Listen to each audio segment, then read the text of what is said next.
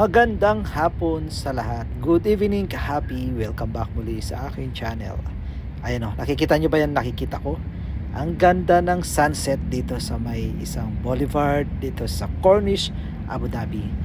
Nandito tayo, nag-walk after natin kumain. Ano pa lang, 6. Pero napakaganda ng sunset dito. So maraming nagwo-walk, nagja-jogging dito sa Corniche tuwing umaga at tuwing hapon. So ang ganda, golden hours. So eto yung skyscrapers dito sa Abu Dhabi.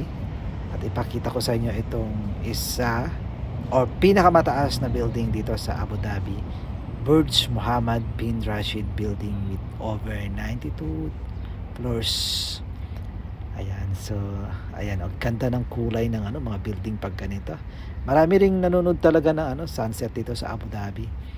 Isa ang Abu Dhabi sa merong pinakamagandang sunset at maraming lugar kung saan merong napakagandang panood ng sunset. Isa na itong Corniche na tinatawag nila. Isa na ring itong place na ito na may pinakamagandang view ng sunset.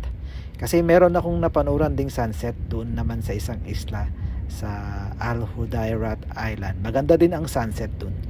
Ayan, etong ganda, ang laki.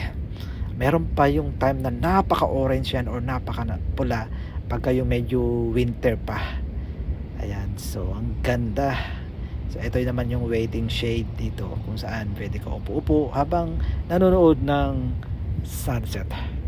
So guys, gabi na, maggagabi na. So ingat tayo lagi. Ano mang meron sa ating buhay, lagi tayo magpasalamat sa ating Panginoon. Okay guys, have a good night sa ating lahat. Ingat kayo and God bless.